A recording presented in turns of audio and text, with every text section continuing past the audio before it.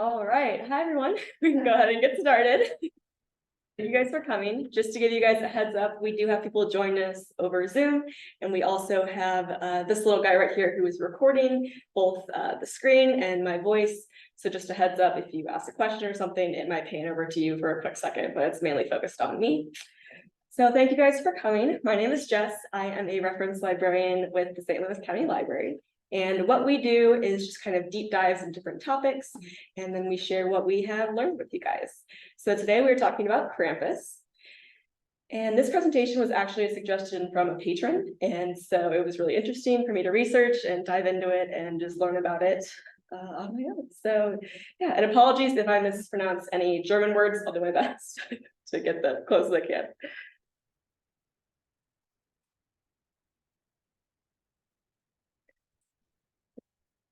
All right, so we are going to talk about two Krampuses in general. We're also going to talk about where Krampus comes from. We're then going to discuss the spread of Krampus and how he has gotten into other countries and other traditions. We'll talk about the more traditional traditions and celebrations that revolve around Krampus. We'll also discuss the costumes that people wear to celebrate Krampus.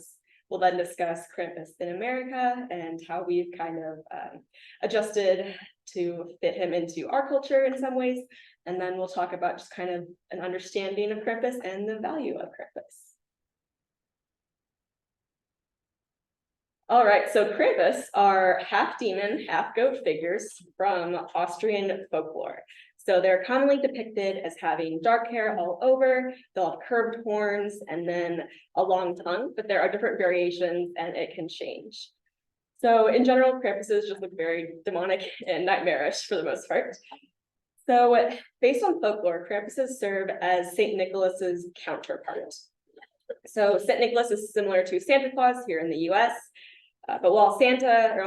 Nicholas brings gifts to well-behaved children, Krampus punishes the naughty children.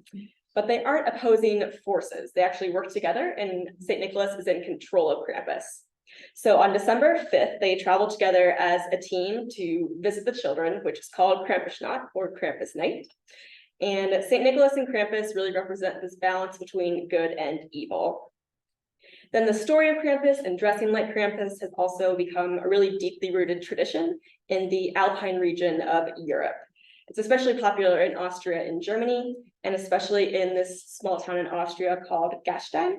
So this is a little valley that they view Krampus with a lot of traditionalism, and it's very important to them and their culture. So here's some more photos of Krampus. Let's see. Just see up here. So you can see he has just these big long horns. He has this shaggy fur, and he also has large teeth in a lot of cases. And yeah, so the look varies a little bit, but there is just an overall kind of idea that the Krampuses follow.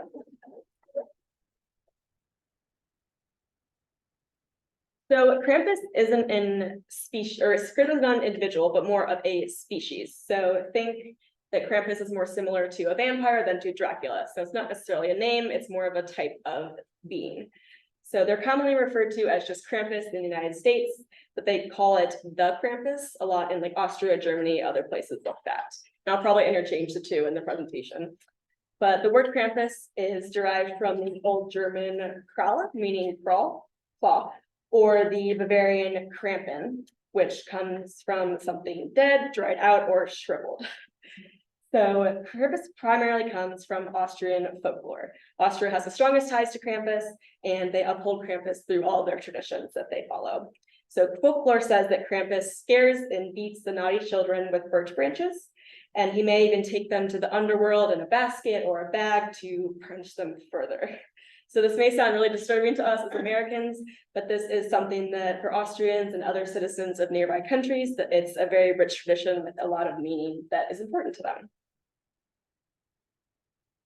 So just to give you an idea of where the celebrations are taking place for Krampus, Western Austria is a big place, and then Southern Germany it moved into as well, and then Slovenia is also popular as well. So just kind of this little arch right up there in Austria area. And then This is Gastein Valley. So this is a little valley of about 4,000 people, where the Krampus is celebrated with a lot of traditionalism and is very important to them. So in terms of Krampus origins, the origins of Krampus are very unclear. There are lots of different ideas from folklorists and anthropologists with suggestions that Krampus had pre-Christian origins. So the idea that Krampus may have ties to Nordic paganism or something like the winter solstice. So they have these creatures called pert, which are also said to ward away evil in the winter months. Krampus could have come from that idea as well. And it may simply have just developed from stories that were told and passed around through the town, and then it became somewhat of a tradition. So Krampus has definitively been around since the 18th century. That is when we have the earliest documented evidence of Krampus as we know him today.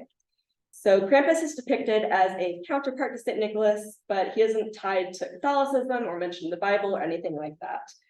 But the Catholic Church has tried to ban Krampus in the past because of this association with St. Nicholas, but they have been unsuccessful, and the tradition is just really continued and grown since then. So in general, Krampus was created as a way for parents to encourage their children to behave. So the concept that a threatening figure can encourage good behavior is where Krampus comes from. And it stems from different cultural ideas of raising children. So for example, something to note is that a big child rearing concept that was popular in Austria and Germany in the 1880s translates to with a carrot and a stick. And it's the idea that a horse gets rewarded with a carrot and then punished with a stick if bad. So that may have also kind of aligned with the idea of Krampus and helped that develop. So we know that the story of Krampus stemmed from Austria, but it has since spread to other regions of the Alpine area and recently more of the world, including the US, which we'll also discuss later. So in 1890, the Austrian postcard industry began to grow. So between 1890 and the beginning of World War I, they had Krampuskarten or Krampus cards, and these were made by German companies and were sold in Austria and Germany. And they would have phrases on there that translated to be good or greetings from Krampus. And these images usually showed children being beaten with branches or being taken away by Krampus. In the early 1900s, there were also cards that depicted adults with Krampus, and some of these had like romantic connotations or just humorous connotations. And they, the goal of this was really just to spread and expand the market for the Krampus cards in general. So here are some other examples of Krampus cards from Germany. So you can see the long tongue is depicted in the birch branches and the horns. They also have the basket on his back to take the kids away. Then we have one card with the adults on it, and the kids are actually laughing at the adults that are about to get punished instead of them. And then you can see the greetings from Krampus slogan on that last one on the right there.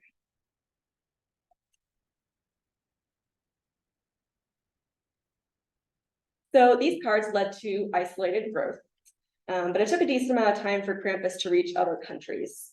The myth of Krampus in general just kind of diminished a bit after World War II, but it returned with renewed folk culture interest in the 1950s and 60s. So by the late 20th century, Krampus was popular in places like Austria and Germany.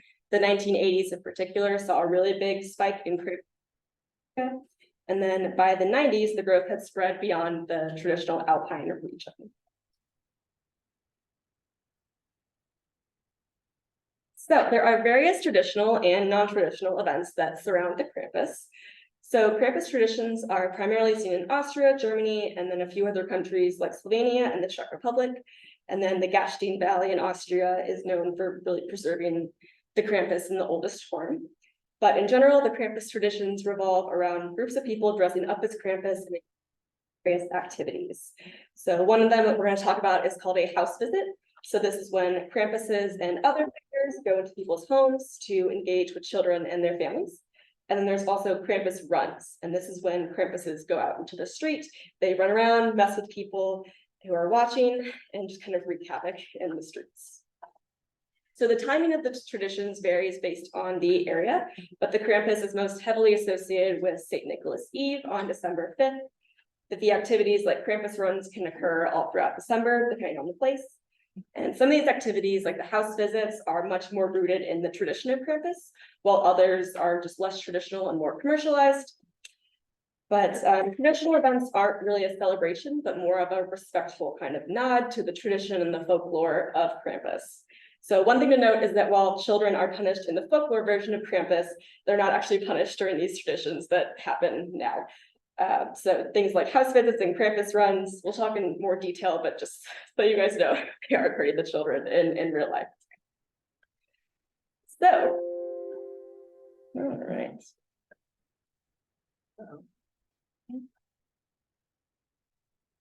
All right, so we have Krampus troops. So these troops are called Passen or just Pass. And these are the people who dress like Krampus or other entities to keep the tradition alive. So these troops are distinctive groupings of people who get together year after year, and they participate in these traditions.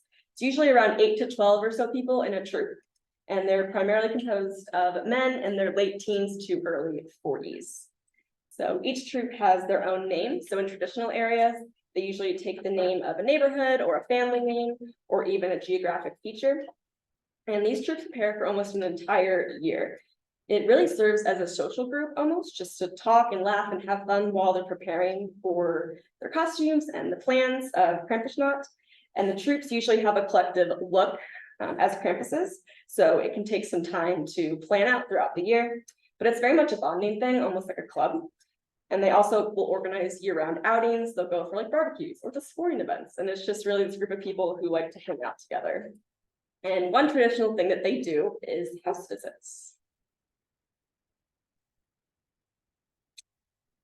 So in terms of the house visit figures that go around to visit all these children, each troop has different figures that participate. So we have the Krampuses, there's usually around 6 of them, and they appoint a head Krampus based on seniority, who will go in first and then leave first in the houses. There's also a basket carrier, who is sometimes called the forest man, because he has this really rustic look to him. He has like an overgrown beard a lot of times, like a scruffy costume. He might even be wearing moss or bark. And then he sometimes carries a lantern with him as well. And then he is the one who carries a large basket on his back that has the treats for the well-behaved children. And this can weigh over 100 pounds, so it can definitely take a toll after time. And then we have the angel. This is often played by a woman. She wears this long white gown and a crown. And then she also holds a small basket that contains the individual family's portion of their treats from the large basket. And basket carriers and angels can be rare, especially if the group is like smaller or not as traditional. They're not like the essential parts of the troop. And then we have Saint Nicholas. He is the medieval bishop, and he wears a white gown, and he carries this like Bible-like golden book, they call it. And the golden book is what has information about what the children have done that year, if they behaved or they haven't behaved. So this role goes to someone who is tall most of the time, and also can have a powerful but kind voice. And they need somewhat of acting talents because they'll be taking on this role and pretending to be St. Nicholas in front of the children. And it's good if they're able to, kind of calm down nervous or excited kids. But everyone prepares for their role throughout the year. And then they get together for house visits. So here are some more pictures of different troops. So you can see some have basket carriers and angels and some don't. It just all depends on the region and how big the troop is, and they all just kind of have their own look to them.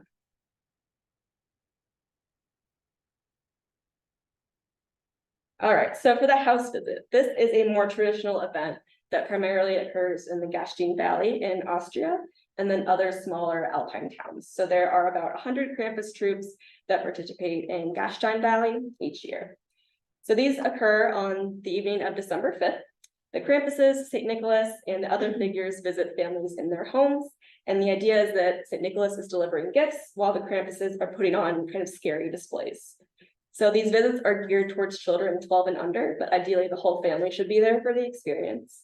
The troops assemble around 4 p.m. and they can go as late as 11 p.m. to visit everyone in the town. So when they arrive at a house, the St. Nicholas goes in first with only the basket carrier or the angel. The Krampuses either wait outside or they'll come in but stay out of sight for the time being. So St. Nicholas then greets the family and introduces himself with a poem, and they often write it themselves. So here's a poem that I found that's a loose translation of one of the St. Nicholas's introductions. So he says, God's greetings all within this house. I'm friend to all, St. Nicholas. Have no fear, just look at me. No wild stranger here you see. My coming marks the year's near end. This forest man my basket tends. Deeds good and bad we must renew. With ringing bells comes Krampus too. What brings him joy brings terror to you. So at this point, then St. Nicholas opens up his golden book to reveal what he knows about the children's behavior. And he's likely received some insight from the parents whenever he walks into the house, just kind of whispering to him what the kids have done well and what they haven't done well. But then some troops will send out surveys in advance to parents asking them about their child's good and bad behavior so that St. Nicholas has some of that inside knowledge. So at this point, then the children recite poems or they'll sing songs that they prepared for weeks. In the old days, they used to memorize Bible verses or perform a hymn. But after performing, the children then receive a bag containing treats like nuts, apples, oranges, and chocolates. Gashteen Valley gives out about 200 bags per night that they have to all put together. And the bags are sometimes secured with a twig to represent the birch branch that the Krampuses traditionally carry. So the climax of the house visit is the Krampuses. So they are introduced by St. Nicholas as sort of this parting warning to warn children that they must maintain their good behavior. So the Krampuses have been silent and hidden up until now, but then they burst in and just make a complete racket. They get into trouble, they'll pull on the kids' ears, they might steal their hats, just messing around with them. The kids may also be lightly swatted with the horsehair whips that represent the birch branches of the traditional culture. In the old days, Krampus would wreak havoc on the house itself. So they might go into the kitchens and grab handfuls of ash off the stove and throw them everywhere, kinds of things. But today, Krampuses are much more mindful in people's homes, and it's much more just kind of a show. So the chaos from the Krampuses is very theatrical, and it gets to the point where it seems like it's almost about to get out of hand, but that's when St. Nicholas signals them to stop by blowing a whistle. And at that point, the troop leave and they go to the next house. So each troop visits about 35 homes per night in the Gashteen Valley in particular. So now I have a video to share with you guys about a house visit.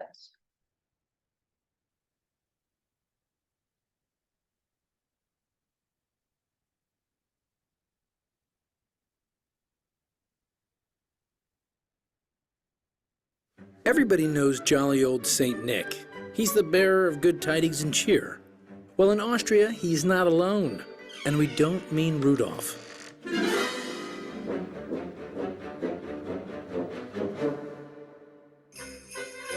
These are Krampus, a sort of monster that travels with Saint Nick. They scare away bad spirits and look for naughty kids to punish, making Christmas a whole lot scarier. People in Europe have been welcoming the Christmas season by dressing as Krampus for hundreds of years. I am Ralph Herzog, and I am the oldest Krampus here in town, Altenmarkt. On the 5th of December, we came to the childs in their homes, and the good one gets some sweets from the Nicolo, and the bad ones get hit with the whip from the Krampus. Then we go from house to house for 5-6 hours. And after we visited all the children in Altenmarkt, there's a little run with all Krampus together. The story of Saint Nick and Krampus goes back to 375 AD, and the costumes and traditions haven't changed much since. The dress from the Krampus is made of wool from the sheep. The masks are made of wood. And so when you're walking around to all the children, to their houses for some hours, you really will get sweat. It's like a workout. It's funny to go into the houses from the people. The reaction is different. Some childs are not scared, come to you and grab to your fur, and other ones screaming and running away. The Krampus is a good reason to change the mind from the children, try to be good for the next year. I'm dressed as a Krampus this year the 15th time. I'm very lucky to go every year. I'm very proud to be a part of this old tradition.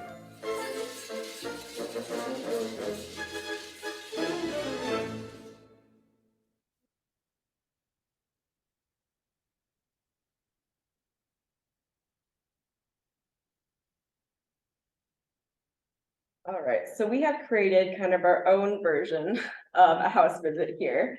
So for people online, we'll be sharing a link to a quiz where you can find out if you have been good or bad this year. And for people here, if you guys are comfortable with closing your eyes for a moment, our own Krampus will deliver some gifts for you.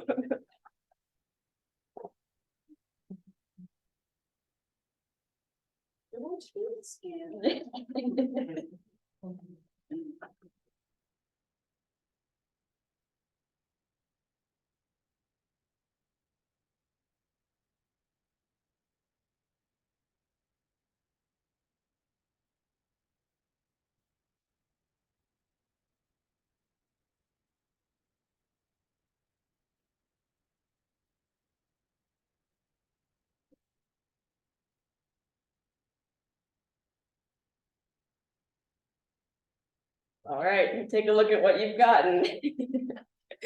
So you either have a little baggie with some treats, with oranges and chocolates, or you have birch branches to represent Krampus.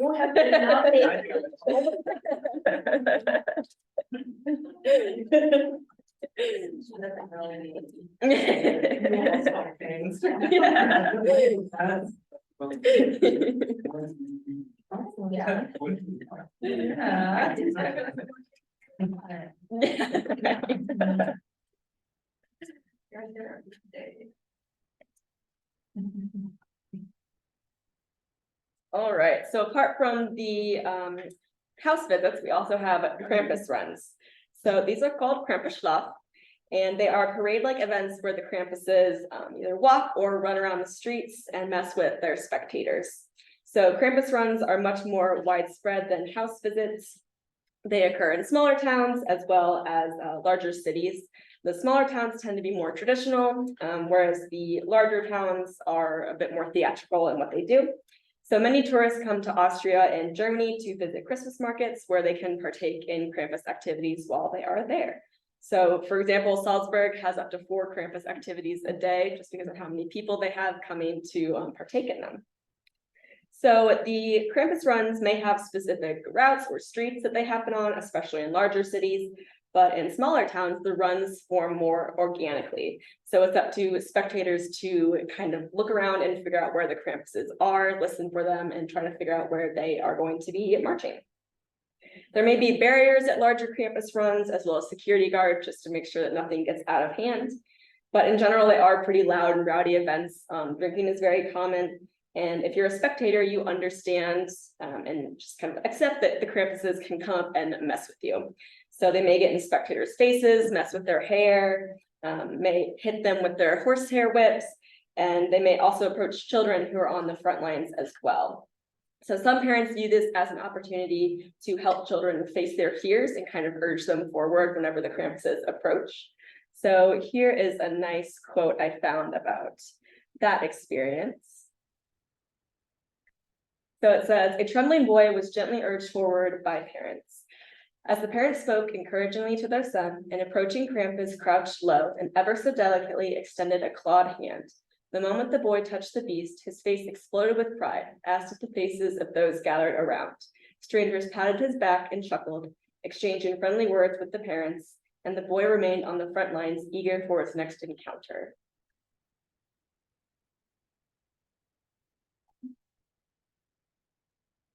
Okay, so then I have another video for you guys that shows a Krampus run.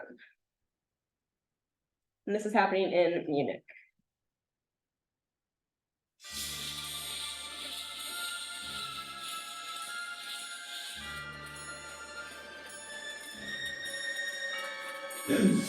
Und unsere Masken sind eigentlich Krampusmasken und die betreuten eigentlich das Böse.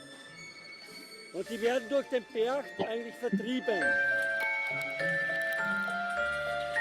Der Krampus ist der Begleiter vom heiligen Nikolaus, der bestraft eigentlich die bösen Kinder. Und da gibt es noch die Berg, die sind nur in die Rauhnächte unterwegs. Also das ist bis in Jänner geht das rein. Und die treiben eigentlich den Wind aus.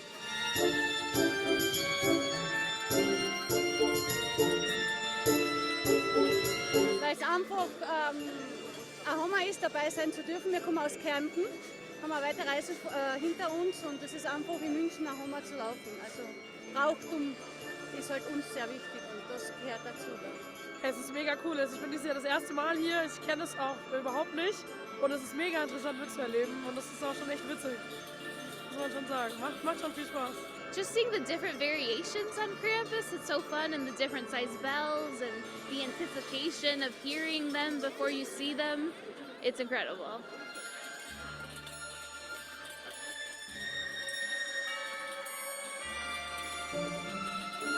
Das Besondere, er ist ein absoluter Krampus-Fan und das haben wir ihm schon seit 2 Jahren versprochen. Aufgrund Corona ist es ja nicht gegangen und jetzt ist es heuer die Premiere für ihn, so ein Krampuslauf.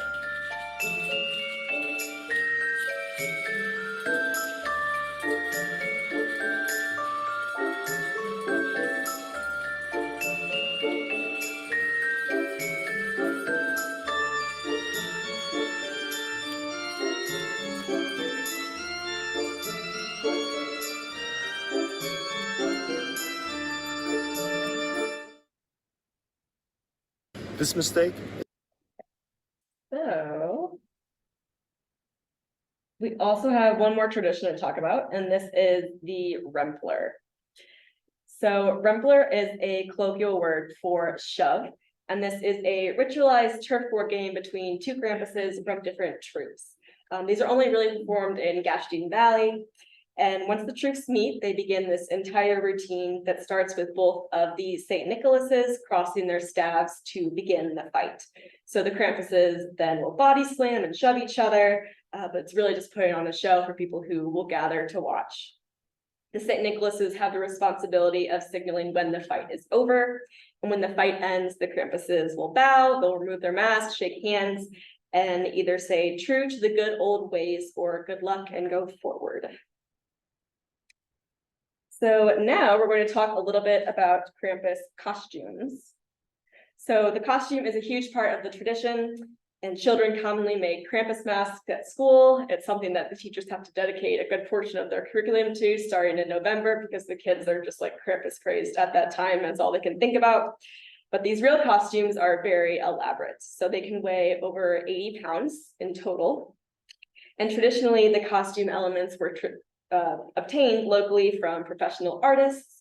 So they would go to woodworkers for the masks, tanners for the costumes, and then blacksmiths for the bells. But today there are craftspeople who specialize in creating these items. But the high standard of craftsmanship and there's a high standard of craftsmanship, and then the cost reflects this. So the average cost for the entire ensemble is around $1,700, but a mask alone can go for over $1,000. And some people even get new gear every year, so it can be quite an expensive hobby to partake in.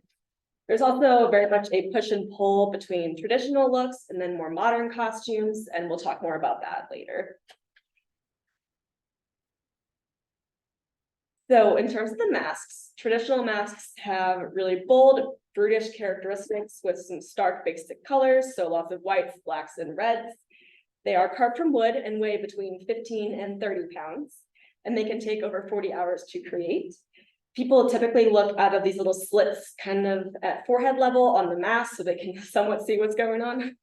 But much of the style of the traditional Krampus masks come from a guy named Seth Lang.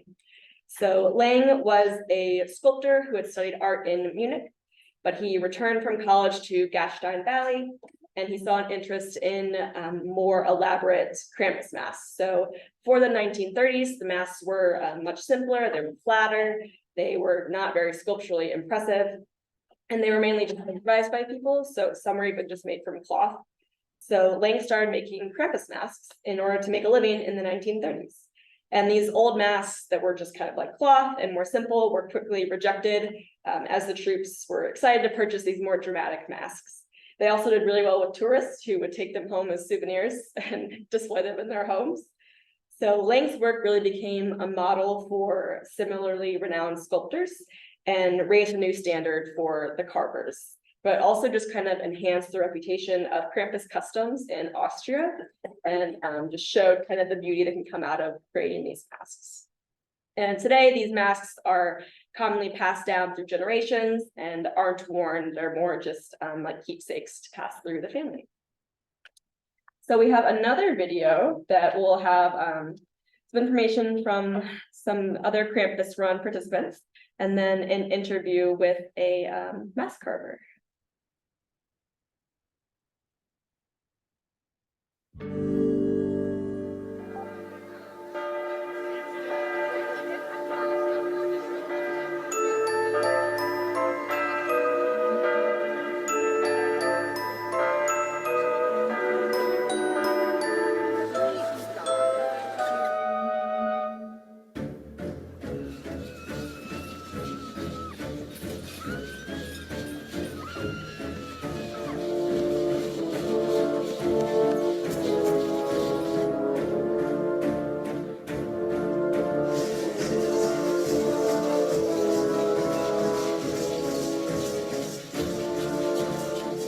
The Krampuslauf, it's a very old tradition. It's 500 years back. Santa Claus, Santa Nicholas, it's the good guy, and the Krampus, it's the bad guy. All the children are a little bit worried about Krampus because they know when he will come, they have done something bad over the year. Krampus, in history it was very popular, then it stopped for a long time. And nowadays the young people finding the tradition again and living this tradition.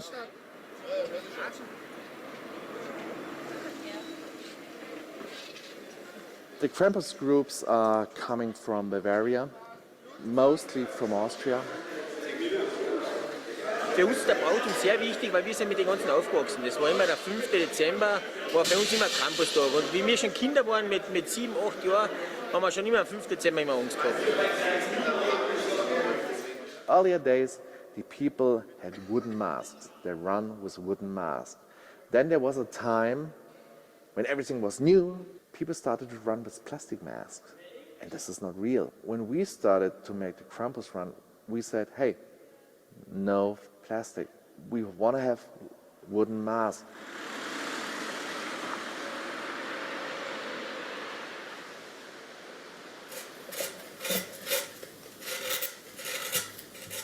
Als Kind wollte ich Krampus laufen und mein Vater hat mir keine Maske gekauft und ich hatte auch nicht das Geld dazu. Darum habe ich mir ein paar alte Schnitzmesser besorgt und habe damit meine erste Maske geschnitzt. Und die ist ziemlich gut geworden.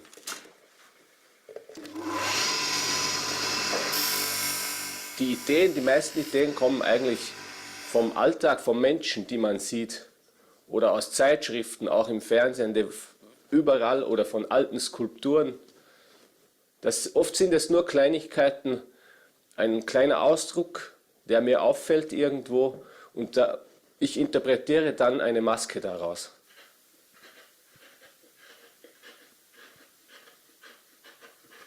Ich benutze kein Internet und nur mein Handy ganz wenig. Ich gehe viel in die Natur und die meisten Inspirationen kommen mir da, wenn ich viel alleine bin, auf den Bergen.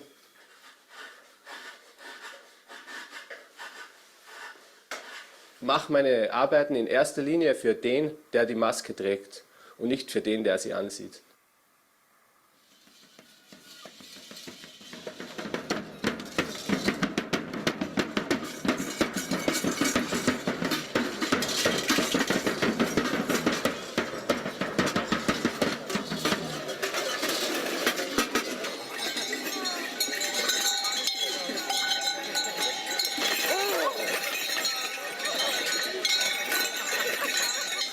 The people enjoy more the old times. Families are bringing back the children, the old tradition, to show the children, hey, this is the way we lived in earlier days. And hey, take this tradition and take it, give it to your children, and your children give it to the next children. At the beginning it was a little bit scary. My daughter, she started touch them and she started take a photo with them, and it's very nice.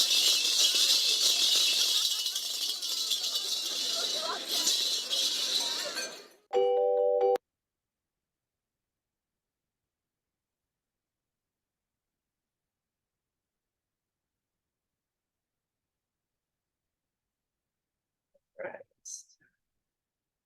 But then we also have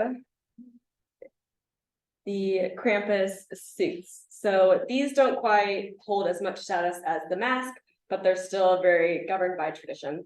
So these are primarily made from the hides of sheep or long-haired goats, and they can weigh up to 25 pounds.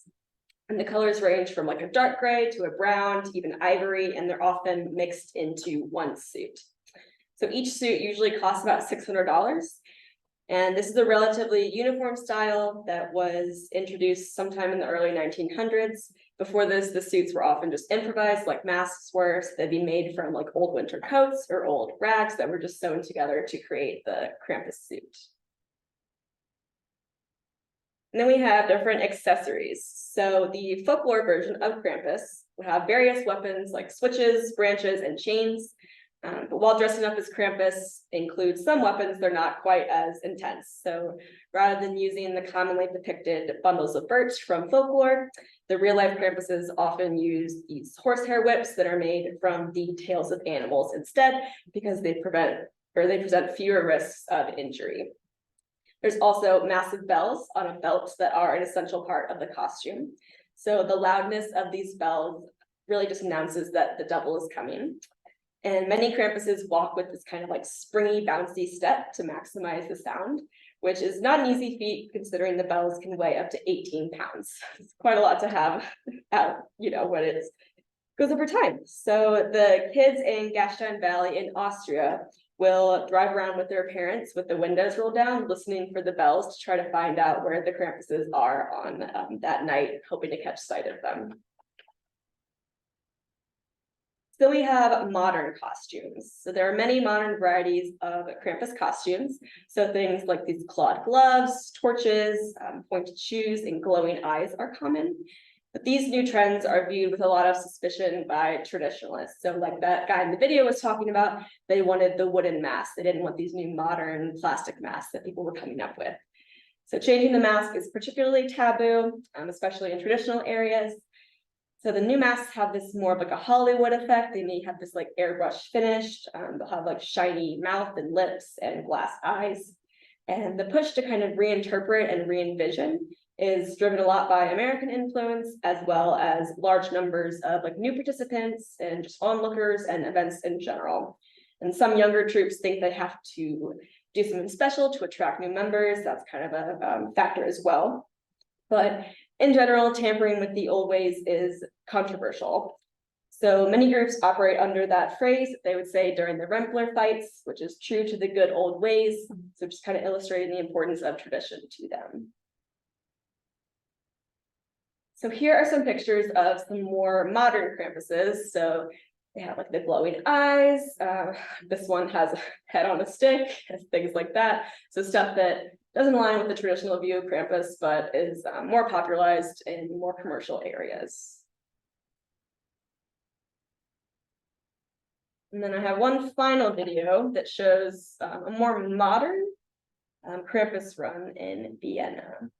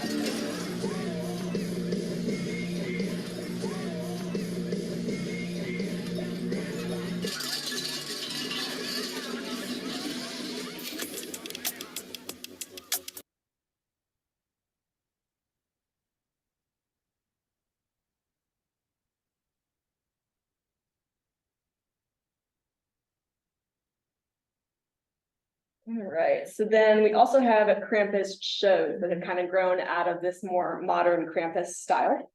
So as Krampus became more popular, well, some of the larger cities would stage these shows or productions to attract tourists. So these are highly choreographed, kind of almost like a circus-like version of Krampus runs. So they'll have things like torches and smoke machines, even like fireworks, things like that. Some might have wires or trapeze elements also. And there may be some like narration or commentary provided to kind of tell a story to perform to the audience. So there are also events called Krampus, which are performances that are held at things like clubs and bars and discos. And some troops do these and participate in these to try to raise money for their troop. But some troops refuse to participate, saying that the performances detract from the culture of the runs and the house visits. And many alpine regions in general resist the idea of catering to tourists through more spectacle and commercial performances, because for them it's all about just preserving their culture.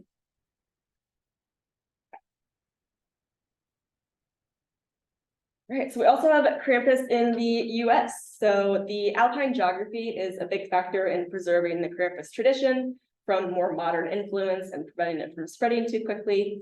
But Krampus first came to America and other English-speaking countries through those greeting cards that we talked about earlier. So in the early 2000s, people started seeing these scans of the postcards online. And these images were very jarring to Americans. So they were increasingly forwarded and reposted and created this kind of morbid curiosity. And some started just kind of embracing it as this countercultural holiday figure without really understanding all the culture that was behind it. So a Chicago author and art curator named Monty Beauchamp published the first of several series of these postcards in 2004. And that was a large part of Krampus spreading in America.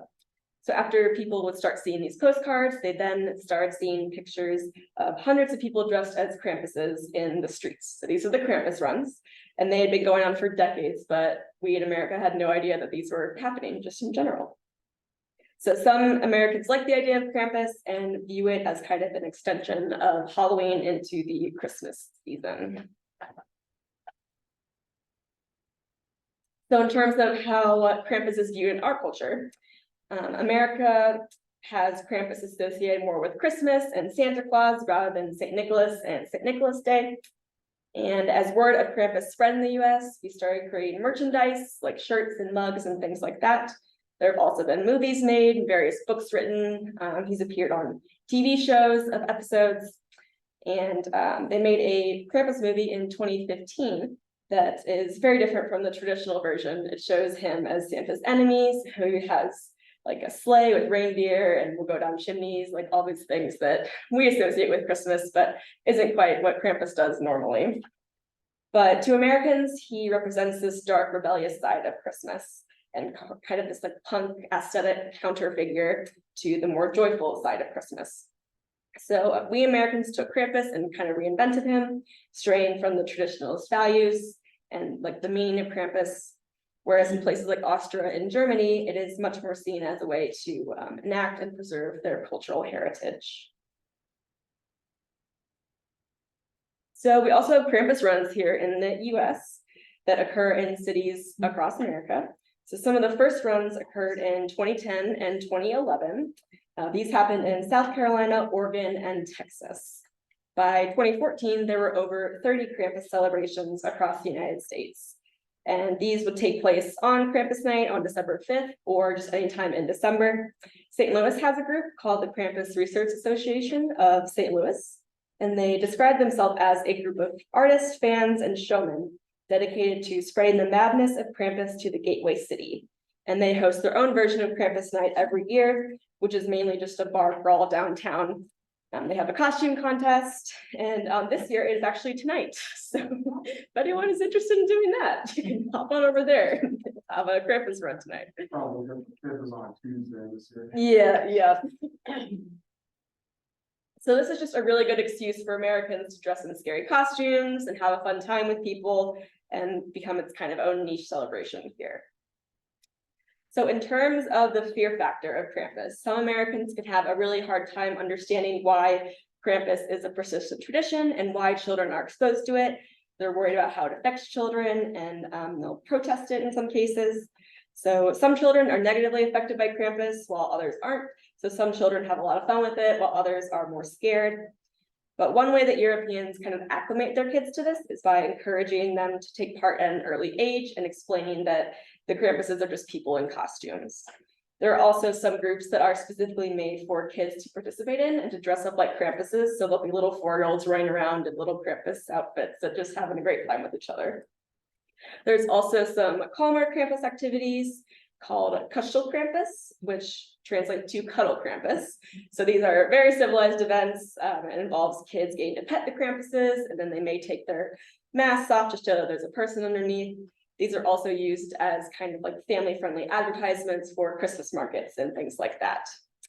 So I found this quote by a Bavarian mask carver that I liked. It said, "The Krampus should be a rough character, but one inspiring respect.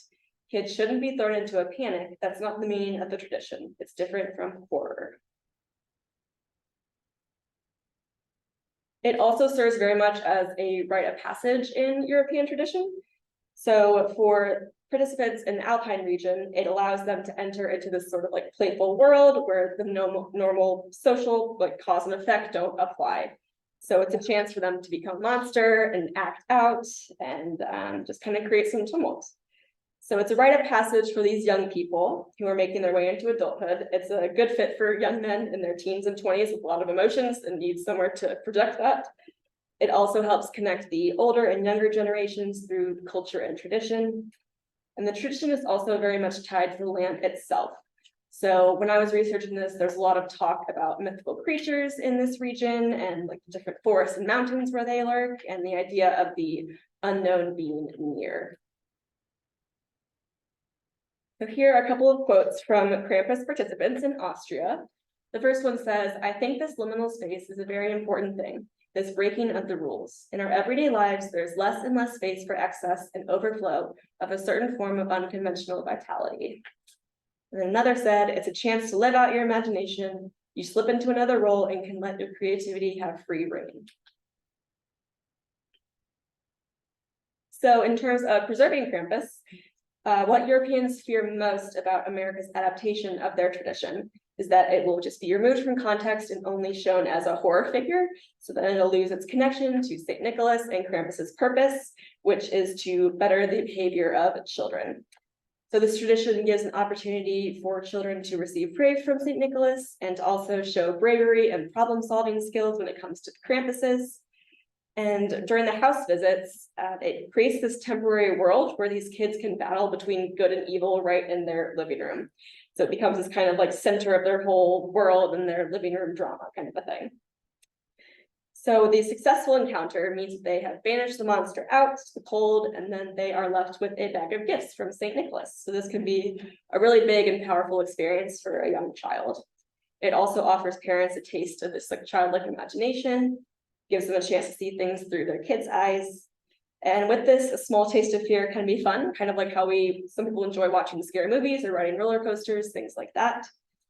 And something that I found really powerful was that Krampus wasn't created through any sort of media outlets, like a lot of superheroes or other monsters are. So there was no, comic book or movie or TV show that kind of created the Krampus. It was all just a folktale that bypassed all of that to become a real life figure.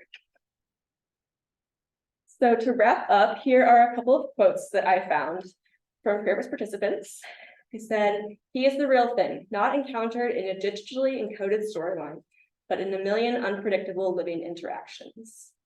And then, "The devil sees us, and whether we laugh or scream, at least we are now truly awake, experiencing the real world fully, and standing before a myth."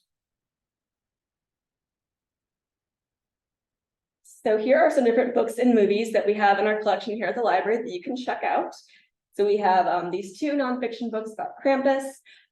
Something I really recommend is this one on the left, The Krampus and the Old Dark Christmas, if you want to learn more about Krampus and some of the other dark figures in folklore. And then we also have the Krampus movie from 2015. We also have a variety of databases that I use to find some information about Krampus, and you can access all of these for free with your library card through our website. We have Access World News, which allows you to access full text of many US and international newspapers. We also have Gale General One file. This is a good place to just find articles on lots of different topics that you're interested in. And then we have A to Z World Travel, which allows you to find out information about various cities across the world. So things like language, food, culture, things like that. Great. Are there any questions that I could answer? Yeah. So I was a couple minutes late, so Oh, you're good. You may have said, sorry. Is Krampus in these traditions considered sort of more like a mythical monster, or is he considered a demon or devil? I've seen him called like the Christmas devil, that kind of thing. Yeah, so they do consider him to be like a devil, like half demon, half goat is how they most likely perceive it. So yeah, it's definitely a demon, but he's under Saint Nicholas's control. So the idea is that he can't run wild, and so that they tie him in that way. But yeah, definitely still a demon sort of figure that also is a monster all in one. So yeah. So that ties into the next question, is that, you know, aside from the kind of, I guess, classical elements that we see that we talked about, are there any kind of powers or abilities associated with Krampus as kind of this supernatural figure? We know that Saint Nicholas, being this, again, Catholic saint, has these divine supernatural abilities for the miracles and all those kind of things. yeah, he really didn't have much. He just had his branches in his basket. The only thing that he could really do was take them into the underworld. So just being able to take them to that place is the only thing that I found, at least, that he had. Yeah. Any other questions? Anything in the chat? No, but we did have Sabine, who said she grew up in Austria, and trust me, Krampus is terrifying. That's about right. That's awesome. Hi, this is Sabina. Can you hear me? Yes. Hi. This brought back a lot of childhood memories, and years of therapy later. My much older cousin was actually Saint Nicholas, and he still plays Saint Nicholas now in Austria, and he, you know, goes to the kids' houses. My parents never had the Krampus come to our house because I was so terrified, and I really was a good kid. So I would just watch him from upstairs, and my mom would say, you know, if you're not good, we'll open the door and we'll let Krampus in. And it was the scariest thing ever. It's one heck of a tradition. Here you have Elf on the Shelf. We laugh at Elf on the Shelf in Austria. Thank you so much for this, and happy holidays to you. I'm all the way in Maryland, so thank you very much. Okay. Oh, that's awesome. Thanks for joining us.